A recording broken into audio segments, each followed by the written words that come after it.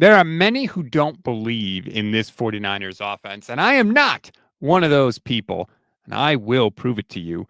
Plus, something weird happening with Brandon Aiyuk. What else is new? And a new kicker. Yay.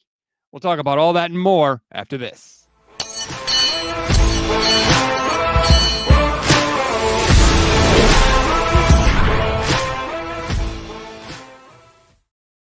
What is good, everybody? Welcome to the original Gold Standard podcast, part of the Pro Football Insiders. I'm Rob Stats Guerrera. That man is Levin Black.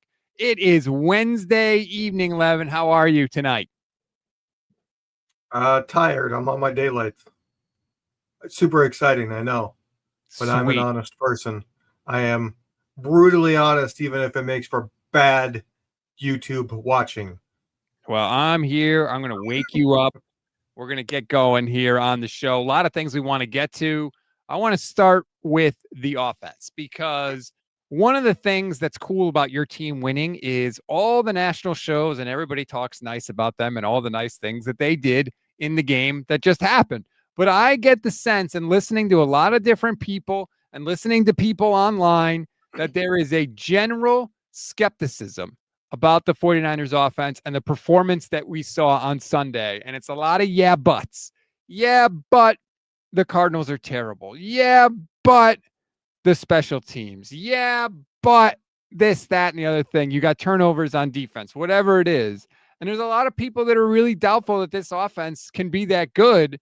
And I really think that given the teams that they are going to play and given the special teams help that they are getting, which I could talk a little bit more about that in a minute, and the personnel that they should have, I really think that this team can perform close to or better than the offense in 2023 down the stretch of this season. I really do believe that. I think this offense has the chance in the final 7 weeks, including last week, to be the best offense that there has been under Kyle Shanahan. The 2019 team averaged the most points at, I think, what was it, 29.9 points per game. I think that this offense, with everybody healthy, other than obviously aiyuk, can be the best offense in the league. They have that potential. And they have the potential to be kind of an early Kansas City Chiefs / the Buffalo Bills of this year, where they just outscore people. The defense is what it is, but this offense has the chance to say it doesn't matter how bad our defense is, we're going to outscore whoever our opponent is. And I really think the special teams, and I can't believe these words are coming out of my mouth. I can't believe the special teams could be this much of a help. Now, I don't know if you're going to be able to see this chart, and I apologize if you can't, but I'll try to throw it up on the screen. It comes from SF Data Niners. Oh, that's actually pretty good. The 49ers are unbelievable at kickoff returns all of a sudden.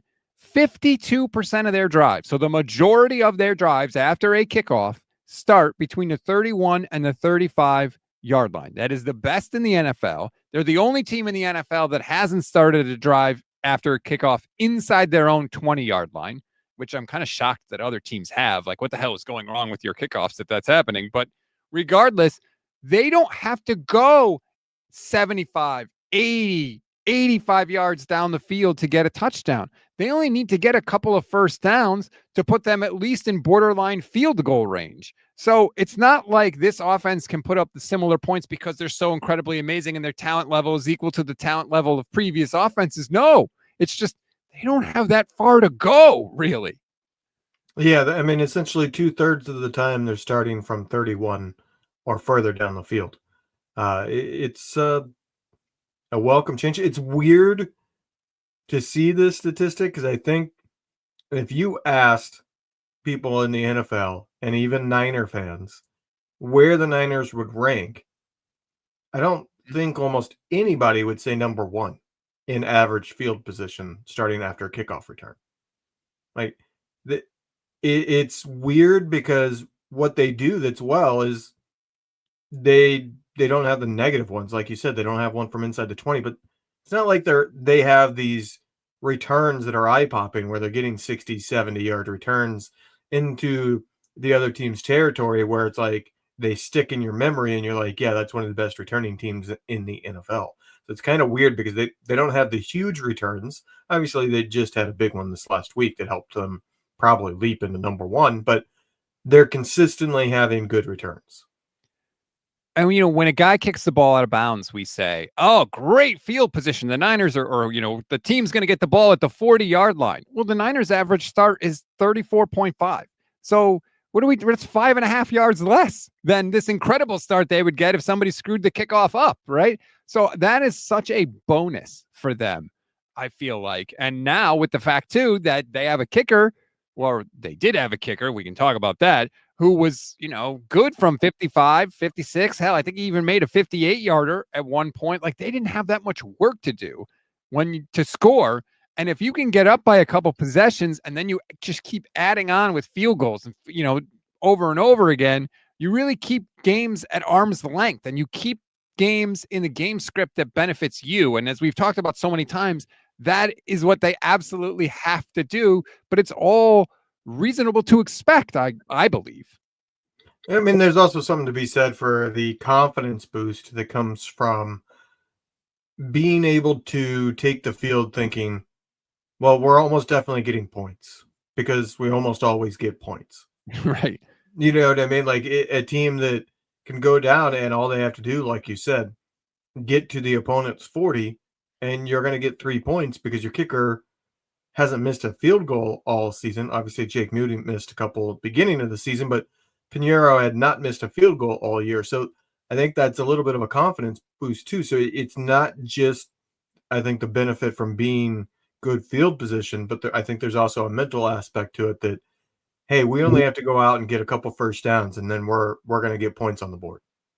Now, like I talked about, Eddie Pinheiro may not be ready to go this week, but Levin, kicker update.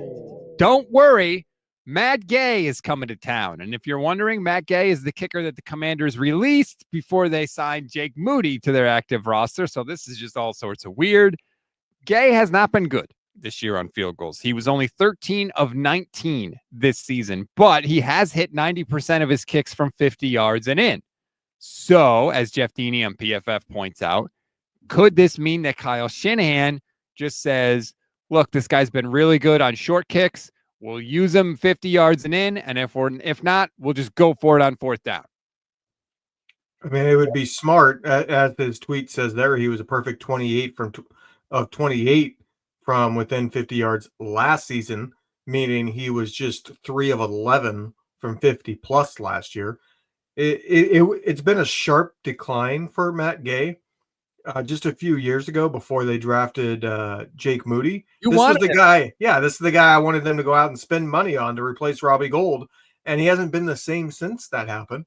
I will say this though, I think if it's like towards the end of the game where they just need a field goal, Matt Gay, if I'm not mistaken, has made a 63-yard field goal. Maybe it's 65-yard. He has a career long that's up there, so there is the potential that, while he's not willing to go for a 56, 57-yard field goal early in the game, if it's, hey, we need a field goal to take the lead and there's only a minute and a half left and fourth down, we're going to go ahead and try this 60-yard field goal.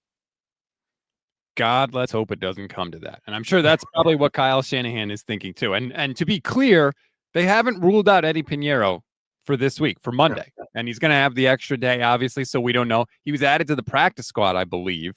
So this is not like he's not even on the active roster yet. So we'll see how it all ends up shaking out. I'll say this, Pinheiro should not play because it's the hamstring. It's just not worth the risk, because the risk is he goes out there, makes one more bad kick, now the season's over. And now you have kicker problems for multiple weeks. So even if you think, yeah, he's very close to 100%, or even think he's 100%, it's just not worth the risk. Take the 1 week with Matt Gay and then bring Pinheiro back. Kicker problems. I think I need to make a new sounder.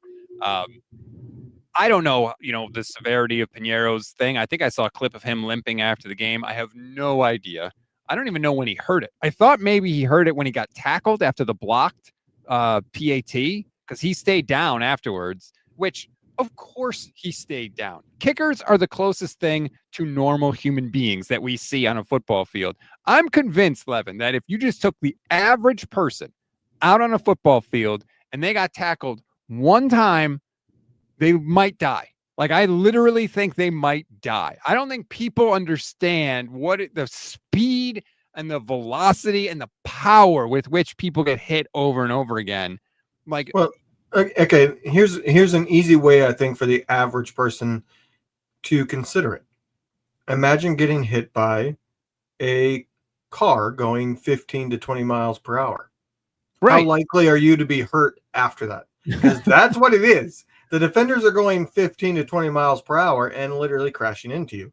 And, oh, by the way, add in that you're likely going forward at the same time, and that adds a certain amount of force to the collision because, somebody like us is going forward maybe 5 miles per hour, but your NFL running backs, they're going forward 15 miles, 20 miles per hour when they're colliding. So it's like a 15 to 20 mile an hour car crash where both cars are going forward. When you see that, like, there's a good bit of damage there.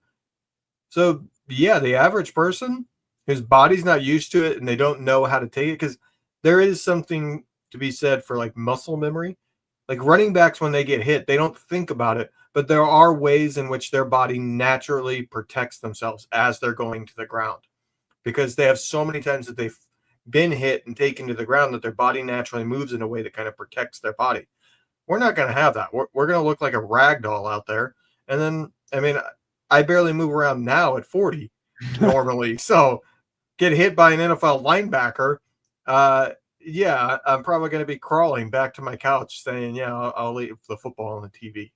Which made it even more funny when he was like trying to talk trash to Calais Campbell, like after making one of the kick, like of all the people in the NFL, in a league of freakish human beings in terms of size, speed, power, all that stuff. Calais Campbell is 6'8", 315.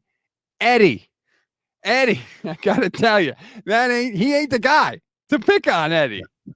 I mean, it is something that's going to stick with me forever.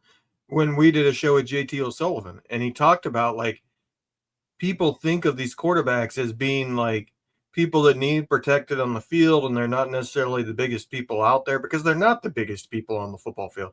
But if you saw them walking down the street, you'd be like, who the F is that? And, you think, like, you start thinking about it, it's like, yeah, when I see somebody who's 6'5" walking down the street and it's just a normal person, I immediately notice them because they're so tall and big. But you add 6'5", and these quarterbacks are not twigs, most of them.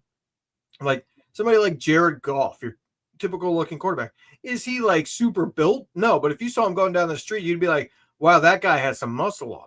You know what I mean? It wouldn't be just a typical person walking down the street. It would be somebody that you're like, I can tell he works out and he's tall as hell. Who the heck is that? I mean, I say this a lot, but for anyone that doesn't know, I used to produce Pro Football Talk Live with Chris Sims at NBC for years.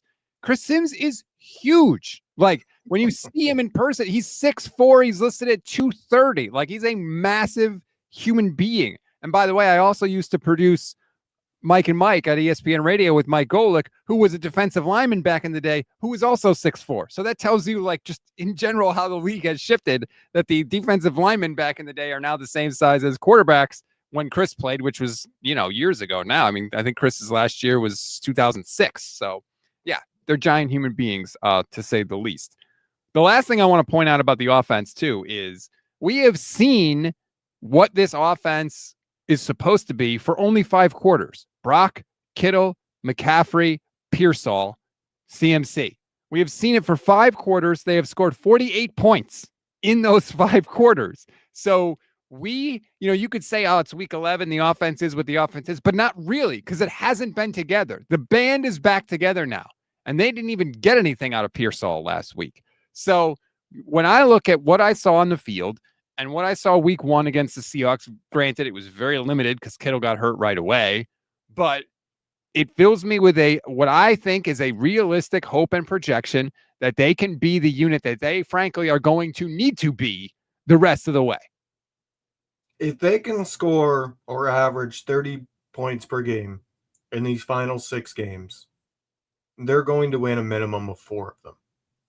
Like the offense is good enough that this is a team that their hopes of the division are not necessarily dead just yet. Very unlikely, I think, because the Rams are probably too good. But the Rams have a decently tough schedule. It's kind of middle of the road. But they are a team that I think is being a little bit taken for granted or disrespected in a way.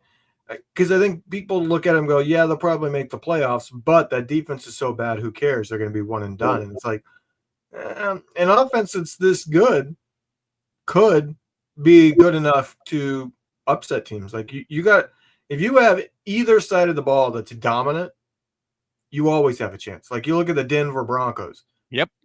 Their offense is terrible right now. Their defense is so good, nobody can beat them. I was listening to Dieter and Hutch, and I want to get this right, and I apologize if I don't, but I think Dieter said that Larry Krueger was the one that brought it up. And if he, I hope it is, I want to give proper credit. But Larry pointed out, like, if you look at the AFC, the teams in the AFC, like, don't really fill you with a lot of hope in terms of, like, oh, who's the really good team? Like, do you believe in New England, even though they're 9-2? Do you look at them as, like, oh, this powerhouse team? I would say no. And they're the best. They're the #1 seed right now. Yeah, I'll say this. I think it's a year without a powerhouse team in the NFL. Now, do I think the Patriots are a very good team? Yeah. They're a very balanced team on top of it. However, it will be Drake May's first playoff experience, and it's there's a heck of a lot more history of great quarterbacks struggling in their first playoff appearance than great quarterbacks looking like the great quarterbacks that they become in their first playoff experience. I will say, even a team with a terrible offense like Denver scares the ever-living crap out of me because they're getting 6-7 sacks on every team. If the 49ers have to play Denver in a Super Bowl, I mean, I'll be very happy that the Niners are in the Super Bowl, but I'll have no delusions of being able to win that game. Like, to me, Denver is a nightmare matchup because the Niners will not be able to do anything whatsoever on offense because they will literally be snap the ball and the quarterback's under duress.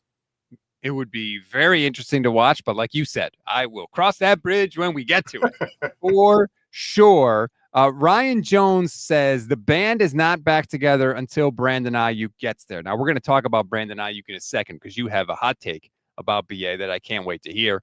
But first, just want to say to everybody, check out Sleeper. If you do, I think you'll like what you see. They have one of the easiest apps to use on the market anywhere. They have news on the app that you can get. They have fantasy. You can make your picks. We've been killing it with the picks all year, almost 70% hit rate with the picks. So that our show is on Friday where we give those out, by the way, in case you're wondering.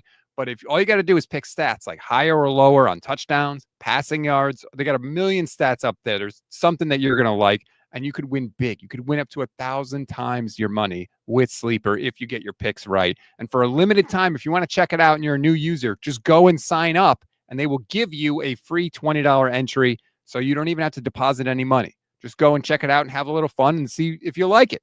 And if you do like it and you want to deposit money, use our code GSP and you'll get up to a $100 match on your first deposit. Terms and conditions apply. So see Sleeper's terms of use for details. They're currently operational in over 25 states, so check out Sleeper today. All right, Levin is once again sweeping the nation. Levin's hot takes.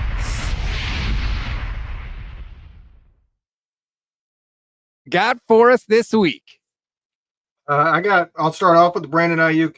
I think he has to play this season or he's untradeable in the offseason. I do not think it's a case of he can sit out all season and there will be a team there willing to trade for him. And the reason is the way his contract is set up is basically a team is trading for him and either believing that guy's the guy we saw 2 years ago, which no team should be thinking that if he doesn't play this year. If they don't get to see him on the field, I don't see how any team would be able to think that. So then he becomes basically a 1 year, we see what he is, and then we decide whether or not we want to keep him, because the way his contract is year one, 2026, will be pretty affordable for the team acquiring him. But the next 2 years, he becomes extremely expensive because he has massive base salaries in those years, which is what goes to the new team when he's traded. So a new team is looking at a guy that, well, he sat out all year. We have no idea what he has left and whether or not he's going to be even a starting caliber wide receiver, let alone the second team All-Pro that he was. And we only have 1 year of him being cheap. That's not a tradable asset. Nobody's going to trade that and then be trading for like a 1 year roll of the dice when you factor in for the 49ers to pull the trigger on that. It's got to be pretty good draft capital coming back, because the 49ers are going to have to lose cap space to trade him. Well, it's funny you should mention that, because now, first of all, we have been saying that we didn't think Brandon Aiyuk was going to play another snap for the 49ers. I specifically have been saying that for a while. Now you're seeing Matt Mayoko talk about how he may not come back this year at all. You're seeing Tim Kawakami talk about it. He has a column up right now in the San Francisco Standard mailbag column where he's asked about Aiyuk. Here's what he said. Quote, if he hadn't suffered the injury, Aiyuk might have already been traded. He has a $27 million guaranteed salary next season that was built for a trade. It won't accelerate onto the Niners cap if he's traded, and can be fit onto a new team's cap pretty simply with a few alterations. He continues. Certain parts of the 49ers front office has been all but done with Aiyuk for a while now, and I'm not sure Shanahan and Lynch are in the mood to stand up for him anymore. I think everybody else is getting ready for Aiyuk to be an ex-49er by March, even if the 49ers will probably get almost nothing in return for him. And that is the key, Levin, to me, is that, number one, Tim says certain parts of the front office. To me, that means ownership. Because if it ain't Kyle and it ain't John, which it seems like clearly from that quote it's not, it's Jed. Who else in the front office matters that has enough juice to actually make anything happen? It's got to be Jed. He didn't want to pay him that money. He was ready to trade him. They had trades worked out, and Jed bent the knee to Kyle Shanahan at the last minute, and they got the deal done. And the Niners have told everybody since then how much they hate the deal and want to get out of it. And that last thing that Tim said, I'll put it back up, and he said, even if they get nothing in return for him, that's the key. Ownership, if ownership wants you gone, you're gone. They don't care about the return. They want the contract off the books. They don't care about anything else. And we just saw this offseason. Ownership didn't care about dead cap. They did not give a bleep about dead cap. There's almost $100 million in dead cap this year. If they want you gone, you gone. And that is exactly what I think is going to happen with Brandon Aiyuk. I don't think they care about what they get back for him, because Jed is just done with him. So there's a couple of things here. One, he says he has a $27 million guaranteed salary. In my opinion, that is a very poor word choice, because it's not true. He's using a bad word when he says salary. He has $27 million guaranteed next year to be paid to him. It is not a salary going to him, meaning the acquiring team does not have a $27 million salary that they have to pay him. So it's just, you don't, he has $27 million guaranteed next year, but it's not in salary, meaning the acquiring team will not be giving him $27 million. His cap hit would not be $27 million for the acquiring team. Well, he does say that there would have to be a few alterations to the contract. Now, if a team is going to make those alterations and take that money on, that's going to lessen the return that the 49ers get. But again, I think that's part of the reason why Tim says they ain't going to get that much for him. Yeah. So there's two possibilities here, depending on how much they just value getting rid of him. If they trade him pre-June 1st, they have a $29 million dead cap hit, which is $14 million more than what his cap hit is to keep him. I think you would have to get a pretty big return in order for them to do that. Now, if they trade him post June 1st, they can't get a draft pick in this coming draft. Right. But they can actually save money on the cap by trading him post June 1st. He would only have like an $8.5 million dead cap hit if they trade him post June 1st. So to me, I think if he's going to be traded, unless a team for some reason is coming with like a third round or better draft pick, I think it's more likely that he would be traded post June 1st for some crap draft pick in 2027. And to me, like, I get it, but that's also kind of like a big letdown. Like, you just signed this guy, he got hurt, and you're getting draft capital that's mid-round a year from now. It's not an ideal situation. None of it makes sense logically. Like everything you're saying logically makes sense, but what do we know? If ownership wants you gone, you're going to be gone. That's just the reality. The Jed is the one that ultimately calls the shots. No one can check him. No one can counter him. Mike Silver just had the article this offseason about how they're not going to be pushed around by Kyle Shanahan and make emotional decisions anymore. They have been constantly talking to reporters about how much they hate that deal and how much they want to get out of it. And look, maybe this is all just Brandon Aiyuk needs time to recover, but the fact that they haven't even opened the practice window. Remember, when they open the window, it's not like, oh, he has to play right away. They have 21 days from when you open the window to decide whether or not they're going to activate him. So, I mean, it's week 11 right now, right? You open the practice window. You don't have to do anything with him. It's week 12, actually, technically. So you don't have to do anything with him. You got week 12, week 13, week 14. So it's not like they have to decide right away. The fact that they haven't even opened the window, to me, says that they're not going to, and that he's going to not play all year long. I think they open the window after the bye week. That's what I think. The bye week is in 3 weeks. They open the window after the bye week. I think there's 4 games left after the bye week. Can't remember exactly which. But you open that bye week, and then you have the window. And if he's healthy, you can get him back, get him in a couple games before you go into the playoffs. Well, I will say this in terms of your takes. Levin's tepid takes. I'm giving that one pepper. That's a one pepper take from you. Yeah, it's hot, but not it's mild. Overwhelming. It's a cayenne pepper. Okay. What else you got for us? I got the NFC West will have 3 teams win 11 plus games. Okay, so I was all set to rip on you by saying, because I thought you were going to say they would have 3 playoff teams. And I'm like, that is not a hot take. No, because it's likely. You're right. Yeah. So, okay, now 3 teams to win 11 games. I mean, the Rams and the Seahawks is pretty much a given, right? I mean, with where they are, I don't think it'd be that shocking to anybody that if you said the Rams and the Seahawks are both going to win 11 games this year. But 49ers are at 7-4, so they need 4 more wins out of Carolina, Cleveland, Tennessee, Indy, Chicago, and Seattle.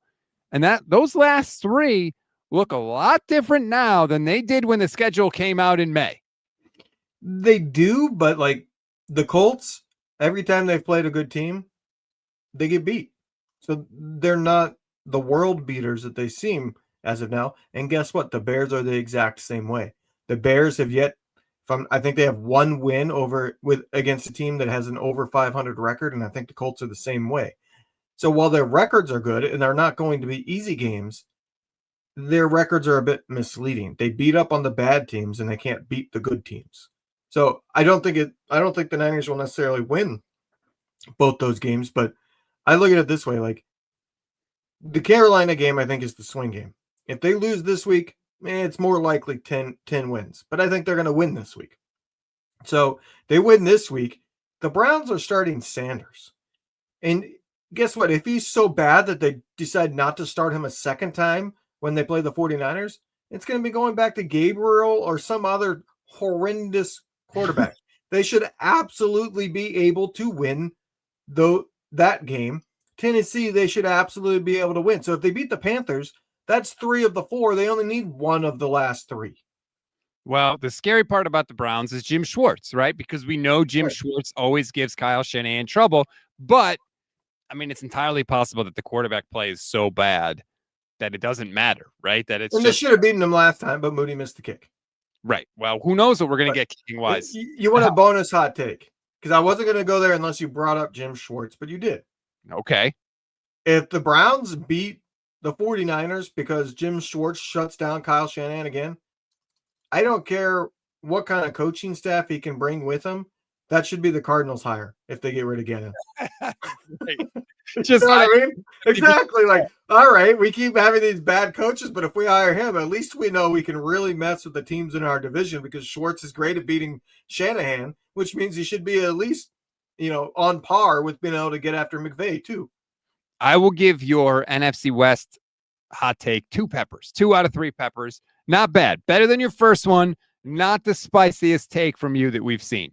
Yeah. Well, another point I want to make about the Bears game before we move off of that. Mhm. The Bears might be reeling and in a completely different spot than they are currently by the time they face the 49ers. Do you want to hear their remaining opponents? I'll read them off in order. Fire away.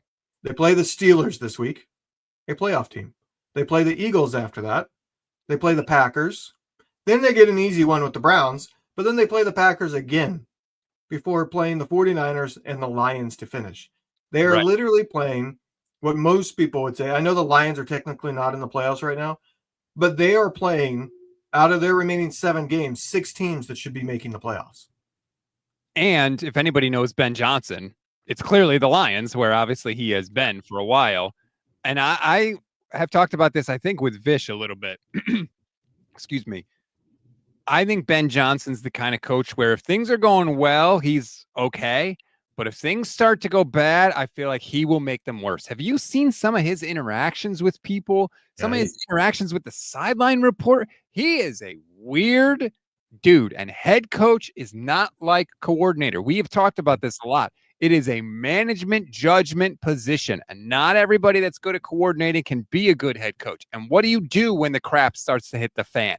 Can you steady the ship, or do you make it snowball and make it worse? Now, I could be wrong about this. I'm willing to admit that. He seems to me like a guy that would make it worse. He's a guy that will start going after people and blaming them. That's what he's come off as so far early on in his coaching career, that he's the type that if they start losing, he's going to start publicly addressing it in ways that he shouldn't, which then will cause him to make things worse because now the players are kind of looking at him like, hey, F you. But the Bears, by the time the Niners play them, it is entirely possible the Bears have lost 4 out of the last 5, or if they beat the Steelers this week, 3 out of the last 4. So they could be in a completely different spot than what we're currently viewing them as. They may get undressed too because they play the Eagles. That's a Thursday night game, national game, primetime game. That Eagles defense, I mean, holy hell. Did you see what they did to Jared Goff? My God, he couldn't complete a pass. It was comical what they did to him. It'd be very interesting to see what the Bears look like by the time the 49ers roll around. That game is going to be very interesting because, the Bears could be really good. We know that Ben Johnson is a very creative offensive mind, but like you said, what if they are coming off losses in all those games? How does it look? We don't know. It's very interesting to say the least what that game could look like by the time we get there. And what is that, week 17? Week 17. And a lot of people have talked about it. I've heard multiple other national media talk about how that Niners-Bears game could very well end up deciding the last wildcard team. I think it's more likely that the last wildcard team is going to be decided by the Bears' next game, which would be the final game of the season when they play the Lions. Because I think the NFC North is going to knock each other off. And I think the Bears and Lions are going to probably be sitting there looking at whoever loses this game is out of the playoffs. I think it's entirely possible that game is whoever wins the division, and whoever loses is out of the playoffs, because I think all 3 of those teams are going to be really close to each other in the standings going into the final week. So the Lions have already beaten the Bears once. They whooped them 52-21 in week 2. The Lions have lost to the Packers. They lost to Green Bay in week 1. They play them again later in the season. Yeah, the NFC North is definitely going to chew itself up and spit itself out, so to speak. So we'll see how that all develops as we go along here. Do you have another hot take for us? I got another one, and it's going to bring us back to this week. Okay. George Kittle will have his first 100-yard game of the season. Okay. Why do you say that? Because the Carolina Panthers have allowed the 4th most receiving yards to tight ends. And I think it's very clear Brock Purdy is looking for Kittle. That's his guy. Tepid takes. One pepper. Oh, a really good tight end's going to have a really good game against a team that can't rush the passer. Wow. He hasn't had 100 yards in 11 months. Okay, but first of all, he missed like 8 games this year, so that takes a big 5. chunk. I mean, come on. Wow, George Kittle's going to have a good game against the Panthers. Thanks, Levin. That's the kind of deep analysis fans have come to expect from you. See what happens when I have a positive take? This is why I don't have positive takes. Because they're terrible. Yeah, this is so terrible. A guy's going to do something he hasn't done in 11 months. Look, It's like if I predicted you would have a good show, something you haven't done in 11 plus months, that would be kind of a hot take, would it not? Yeah, okay. I have nothing but good shows, damn it. But look, the Kittle Brock thing is real. I mean, George Kittle has played in 6 games this year. He has 5 touchdowns. And I don't know if people forgot, like when we were in camp and stuff, there was talk about how good George looked. We know he has the connection with Brock Purdy. I mean, I think that this could end up being, I think this could be a 10 touchdown year for George Kittle, which is not something he has done a ton in his career. He's only done it one other time, and that was 2022. Who is the quarterback for a lot of that year, by the way? It's Brock Purdy. Who is the quarterback for 45% of George Kittle's career touchdown catches? It's Brock Purdy. 45%. Brock was not an NFL quarterback for the first 6 years of George's career. And yet he has come in and all he does is like, hey, let me just chuck it to 85 because good things seem to happen that way. So I think in terms of yardage and in terms of touchdowns, this is going to be a hell of a finish for George Kittle. You want to know what got fixed when George Kittle came back, even before Purdy? Yes. The red zone. George Kittle has 5 touchdowns in the red zone this season on 8 catches. It's a good point because sometimes when George Kittle would get touchdowns, it would be he catches it and rumbles 40 yards or catches it and rumbles 25 yards for the touchdown. That's the one thing that Brock really has done with George, whether it's just straight up play design or scrambling around. He loves to find George off schedule in the red zone as well. Well, I mean, that's the key to being a true like top target in the NFL. It's not, well, they design plays to go to him all the time. That makes you the number one, but to be like a true like star go-to guy, are you the guy that your quarterback, when they're have a broken play and they're just desperate, are you the one that they look at? Because every quarterback that once they start a few years with a team, they tend to have one guy that's like their safety blanket. Like, oh crap, stuff's happening. Where's my guy at? And it's the guy that they typically are just they mesh in a way where they see things the same way. So when they're playing off schedule, they know, well, I'm screwed here. Those are the angles. I think if you go there, I can throw it to you. And the receiver sees the same thing because they're on the same page. And I think out of anybody, George has that trust with Brock. Like Ricky's been there, but not as long. CMC maybe, but George is the guy. CMC is a running back. George is a tight end. There's a difference there. Corey Coleman says mayonnaise was spicier than that take from Levin. Was it at least like Chipotle mayonnaise? Well done, Corey. Outstanding comment of the day right there for sure. I got one more red zone bit of trivia for you, so to speak. All right. Who do you think leads the NFL in red zone receptions? Leads the NFL in red zone receptions? Oh, geez. Is it a 49er? Perhaps. Well, that was helpful. Do you think I would ask if it was not? Is it Christian?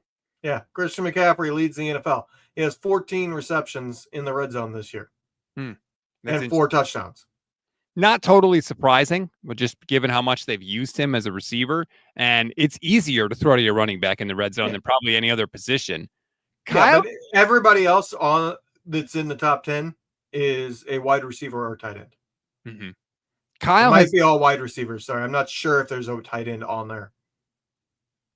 Have you seen the sneaky way that Kyle has just started going to screen passes? Basically, like when they get to like the 30-yard line, probably, he just goes to whether it's a screen to Kittle or McCaffrey or Tonjes. He did it even when Tonjes was in there. It's like his new thing. And I love it, by the way, because most of the time it's worked or it's been set up to work. There was a screen against the Cardinals to McCaffrey where it's wide ass open. There was one dude that made the play. I think it was Cody Simon was his name, and he made the play. And if you go back and watch, McCaffrey is punching the field because he knows that was the only guy there that could have made the play. Half Dead says, Rob, $5 super chat if you eat the mic on this show. So, all right. Make me some money, Rob. Come on. People in the chat are making fun of me because I talk really close to the microphone, and I fully admit I do. And what I said in the comments was, it's an old radio habit because the radio mics that we used to use actually was the same mic at ESPN and NBC. You really had to get close to the mic. You had to what we call eat the mic. That was the phrase that we would tell people in order to get them close enough to the microphone so it would sound as good as it could sound. So that's always what I do. I don't need to. I could move it back and it would sound just as good. But in my head, my old radio brain is saying, eat the mic, eat the mic. So that's why I always constantly move it closer to my mouth. Yeah, old is the key word there. Oh, shut up, you jerk. Speaking of super chats, we do have one from Cam's dad who says, do you want to face Seattle or the Rams? The odds that we win. I don't know what to think of the Rams, Levin, because they kicked our ass the last time we played them. But we also beat them earlier in the year. It's a division game. Kyle is generally good against Sean McVay. What do you think? I would. It is tough to answer, and I think there's arguments either way. But I think I have to go Seattle. I don't think they're quite as good, for one. You don't think Seattle's quite as good, right? And it probably all comes down to the quarterback. Nobody's playing better than Matt Stafford this year right now. He's very likely to win the MVP at this point. To the point that when I was looking at those red zone stats, I said, that's freaking insane. Matt Stafford has 22 touchdowns to no interceptions in the red zone this year. 22. The Niners have 20 total passing touchdowns, if I'm not mistaken. He has 22 in the red zone. That's wild, man. I mean, it's crazy how good he and that offense have been. He has, I think it's 18 inside the 5. They have plays where it's literally like, I'll snap the ball, you fall down, and I'll throw it to you when you're on the ground for a touchdown. Like they did it against the Niners with Puka. It's absurd. Like it's just stupid stuff that like there's no defense for. He's been in that system for a while now. He's been with those receivers, at least with Puka, for a while. He and Devontae Adams have apparently worked out this like secret red zone code where they could just make you wrong no matter what you do. It's ridiculous. Yeah, Devontae has the most touchdown receptions in the red zone. Yeah, shocker. I think he has 9. It might be 8. But yeah, that's really what it comes down to. I think both teams are better on paper than the Niners because of the injuries on defense. Mm-hmm. But I feel like the difference is the Seahawks have good players. The Rams have future Hall of Fame players. The relevance of this question is because right now, if the season ended today, the Niners would play the Rams in the first round of playoffs because the Rams are the 2 seed, the Niners are the 7 seed. And of course, obviously, we have Seattle. One of the questions I asked Steph and Jay on Tuesday, we did Fact or Fiction. And I said, Fact or Fiction, if week 18 matters to the 49ers, they're not making the playoffs. Meaning, if they haven't locked up a playoff spot by then, they're not beating Seattle to lock one down in the final week of the season. Would you agree with that? I agree with the sentiment, but no, I would not fully agree because I think they can beat Seattle, and I also think that there's a decent chance that at that point, Seattle's looking at it as it doesn't matter what happens to us in the final week. It's not going to change anything for us. So they might start resting some people. Because if I'm not mistaken, Seattle at that point will have been playing like 8 or 9 weeks in a row. So it wouldn't be necessarily a bad idea for them to, pause and get some people some rest. But I also think it's possible that the Niners can beat them. The Niners being in that situation, I would probably feel different going into the game because that means they really screwed up in these weeks to come because they have 7 wins now. For them to need to beat Seattle to make the playoffs, it means they have to have 9 wins going into the game, right? Which means they have to go 2-3 in the next 5 games. when those are the easier games. Their next 3 games are the easiest. If they've gone 2-3 in the next 5 games, yeah, I'm probably got a lot of doubt and not really believing in this team. So I'd probably have a different answer for you going into that game. With Seattle, to me, it seems to be very easy. If you can pressure Sam Darnold, he's vulnerable. We've seen it. We saw it in the playoff game against the Rams. We saw it last week. He's vulnerable. But if you can't, he's going to carve you up. And I look at that schedule, and they play Tennessee next. They ain't going to pressure Sam Darnold. Minnesota, maybe, because Brian Flores is a madman, but they don't really have one of those like bona fide stud pass rushers that, keeps offensive coordinators up at night. Atlanta, forget it. Indianapolis, DeForest Buckner is kind of that guy, but he's also been banged up. I don't know. They got to play the Rams again, which clearly they do. The Carolina Panthers don't. They're worse than the 49ers in terms of pass rush. And then Seattle plays the Niners. So they're not really going to face anybody that can do the thing that makes Sam Darnold the most vulnerable. So it may not matter. That's the thing, that if Seattle takes care of business, like let's say they win the games that they are going to be favored in, put it that way.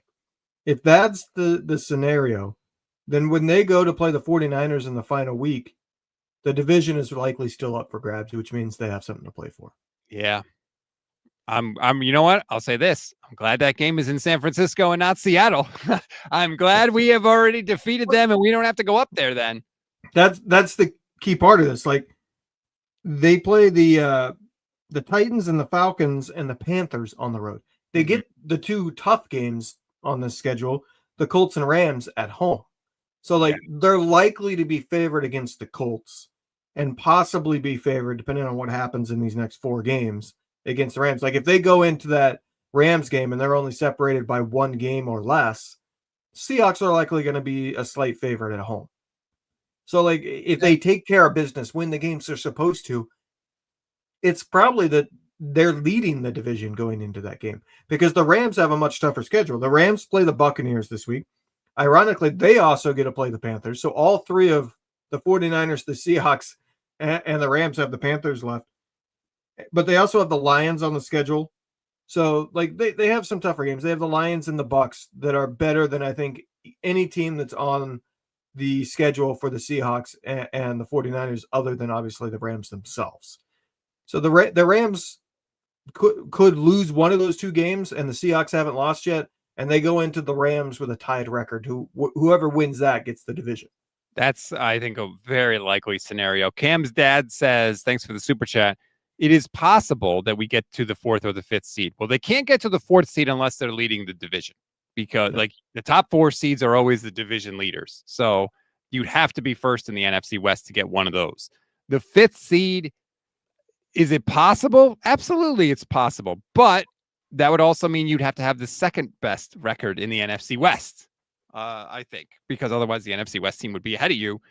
Look, anything is possible. I was going to say, it's not impossible that the Niners are still in play for a top 2 seed, because if they take care of business against the Panthers, the Browns, the Titans, and they get one of the wins between the Colts and the Bears, that's 4 more wins. They're sitting at 11 wins. If the Bucks or the Lions beat the Rams and they lose to the Seahawks, you're looking at the 49ers going into the final week being ahead of the Rams in the standings at that point. And then the Seahawks would likely to be the division winner, but not so far ahead of the 49ers that the 49ers wouldn't take the division if they beat them, which means that game would come down to whoever wins gets the division. That is a somewhat realistic scenario. It's not one I would bet on, but if the Niners win 4 out of 5 games going into that Seattle game, they'll have 11 wins, and there's a very good chance at that point that the division is still technically up for grabs. Cam's dad has commented again and said, sorry, I meant that they could be a 5th or a 6th seed. That's very realistic. If they're going to lose one of those games, you'd rather they lose to the Colts and beat the Bears, of course, because the Bears are in the NFC. The Niners right now have 7 conference wins. That is more than anybody else in. Oh, no, I'm sorry. The Eagles also have 7 conference wins, but the Eagles are going to win the NFC East. So they're kind of irrelevant in this discussion because they're clearly going to win the division. The Niners are not going to have to worry about the Eagles. But the Niners have 7 conference wins. So in terms of seeding in the wild card, if they're not first in the West, that is a massive, massive boost. The next closest team is Chicago with 5, but obviously the Niners play the Bears, so they would have the head-to-head tiebreaker, which is first when it comes to teams that are. And when we could eliminate the NFC part of it, because in this scenario that the Rams have lost to some other team and they lose to the Seahawks, they have 2 division losses. Meaning if the Niners beat the Seahawks, the Niners only have 1 division loss. They beat the Rams, assuming they would then be tied in record in this scenario. And if the Niners beat the Seahawks would have 2 losses in the division. So the Niners would win the division tiebreak with them. So like they're very likely to have the tiebreak based on division record on both of these teams in the scenario the Seahawks beat the Rams. Joseph Ernberg says Panthers are cooking the bum-ass Niners. Look, Bryce Young has had some good games for sure, but when I look at that Panthers defense and I see that they are literally worse than the 49ers at rushing the passer, I can't see how the Panthers are going to be able to stop them. Unless the Niners are just getting self-inflicted wounds and turning the ball over, I can't see how they're going to stop the Niners enough to beat them. It will be a fast game. The instant reaction will be quick. It was a really weird statistic that I don't remember seeing at any other time. The Panthers actually average, in terms of time of possession, more time of possession per drive than the 49ers. They're like 3rd in the NFL, but they're like 18th in points scored. So they have this weird thing where they take up a lot of time, but they don't necessarily get points. Their average drive is like 3 minutes and 10 seconds. Well, what that tells me is the clock is always running when they have the ball. What do the Niners always have?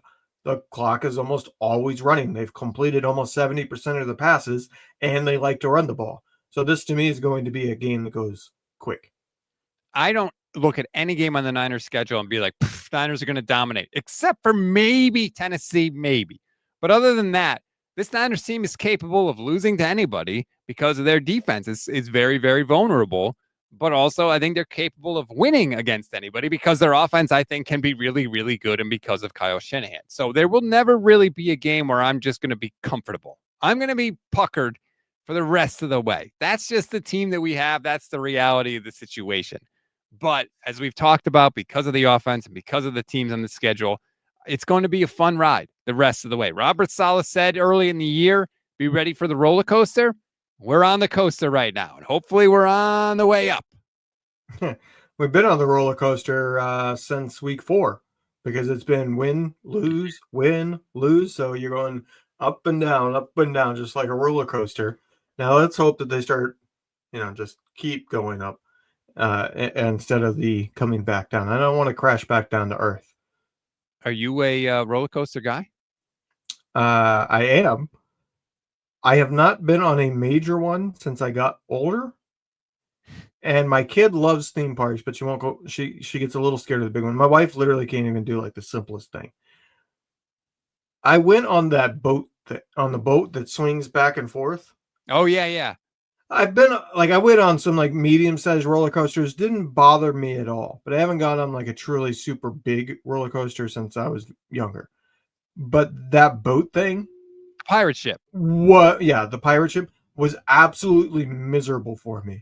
And I was like, what the heck? This was always my favorite when I was a kid. So like that made me think, maybe I don't want to go on one of those big ones because I might not be able to take it anymore. But I was always the one that was like, I was tall for my age.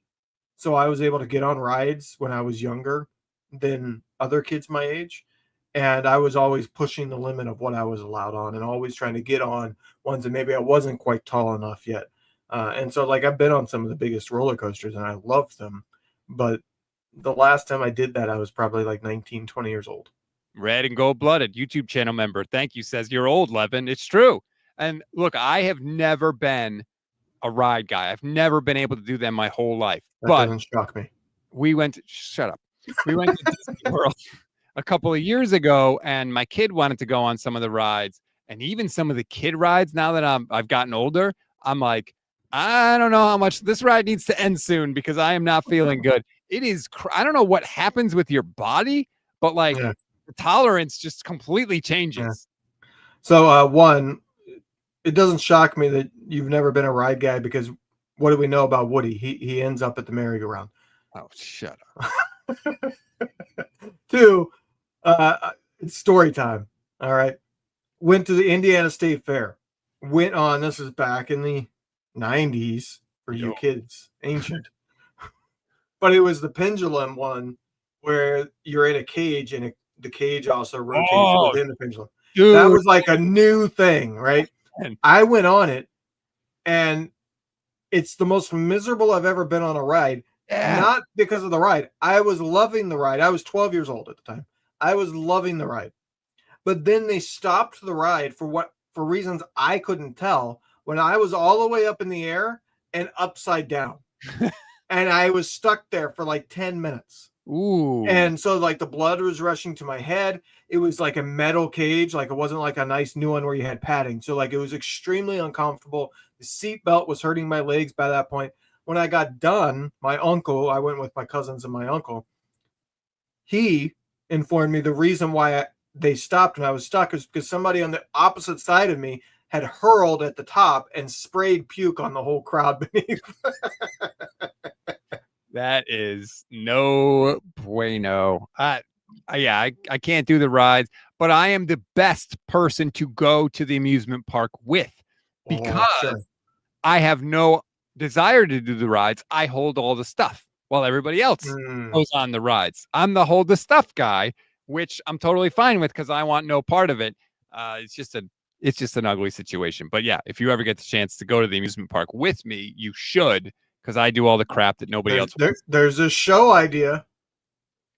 Rob and Levin do a roller coaster. There's our viral video. Dude, I would not make it. I would not survive. My kid loves all the rides. My wife has always loved the rides, but as she has gotten older too, she's noticed that like some of them aren't quite as fun as they used to be. I don't know what happens, but it's a very weird situation. There was one more comment. Oh, this one from Matthew Bolts, YouTube channel member, says, blame Rob for the win-loss, circle that the Niners have been in, because he keeps saying we just needed to go 500 to get to 10 wins. I did say that after they started 3-0. Guess what, Matthew? It's still correct. Like, I'm sorry. Like, the math is mathing on that point. It didn't say I wanted that to happen, but I like this comment from one of our YouTube members here, red and gold blooded. The next bet between Rob and Lemon. I like that. Maybe if we have a bet, what I'm going to make you put on the line is that during the off season, if you lose, we have to meet up at an amusement park and go on the biggest roller coaster they have. Dude, I don't honestly. I might end up hating it. Like I said, I'm not 100% confident anymore. I mean, it would be quite hilarious if our video is just the two of us puking next to each other, miserable. If it's a punishment for both of us, like, I don't know that that's the bet I want to make. Even if I win, I don't know what I get out of it. But we would have to film it. If we did do that, we would have to film it.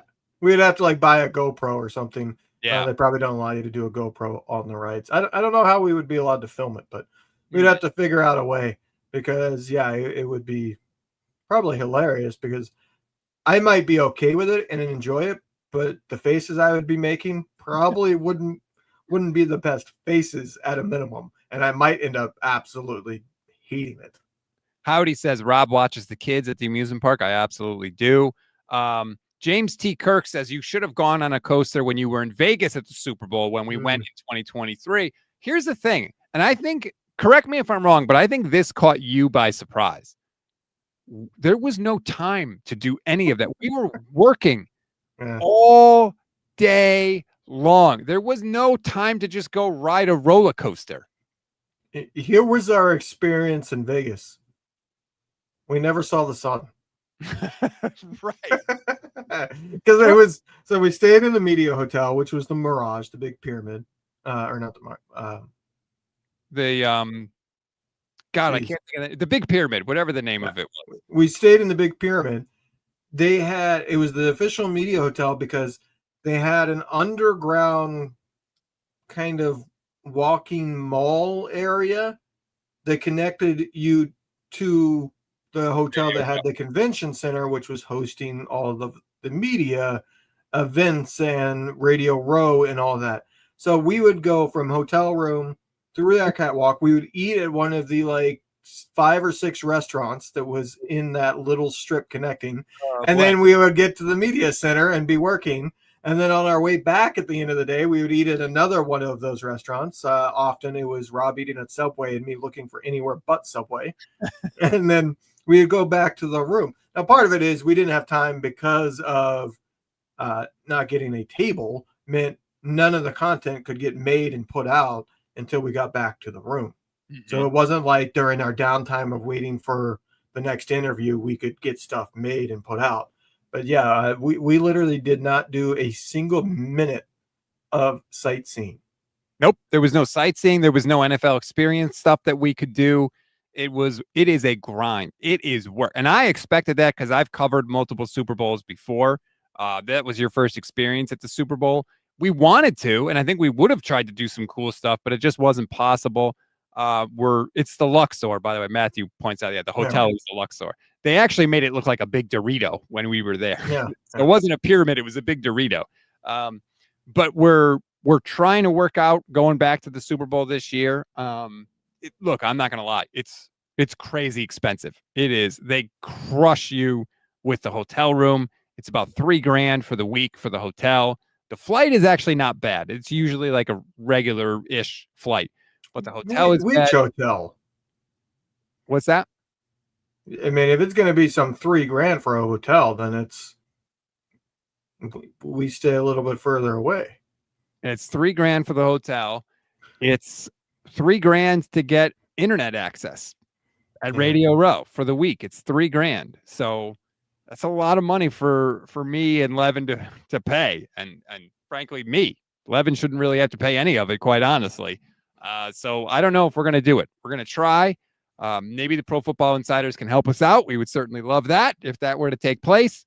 But we'll see, because it's in San Francisco. You know, that would be a cool thing. I don't know that the Niners are going to be there, but regardless, there will probably be a lot of 49ers there, because if they don't make the Super Bowl, they will be the ones on Radio Row. I'm sure George Kittle will be pitching something on like Max Crosby was everywhere on Radio Row doing the rounds during the Vegas Super Bowl, because that was his spot. Yeah, exactly. So that would be a nice opportunity. We would love to go, because, you know, the chance to get to talk to Kittle or McCaffrey or Brock, if Brock is doing something, although now that he has the big contract, he may not do it, but who knows? You know, you never know. But we would obviously love to do that and love to be able to bring that to you. So maybe we'll just house crash one of our listeners here. Anybody got a huge place out there in San Francisco that they're willing to have 2 people? You know, just crash at we won't be there for most of the day, if it's any consolation, because we'll be working. So we'll basically be there to sleep, and that's pretty much it. You can be on one show. There's your payment. There you go. That would be phenomenal. That's a good idea. Good on you, 11. All right. That counts for 2025. That's your good idea for the year. Thank you very much. Thank you, everybody watching this video. Like this video, subscribe to the channel, tell a friend. If this is your first time checking us out, we really appreciate it. Please give us a chance. Come back for more. I'm sure that you will. Are you going to join us for the instant reaction on Monday? I will be. Yes. All right. Good. Thank you, everybody. Again, enjoy the rest of your day, and we'll talk tomorrow.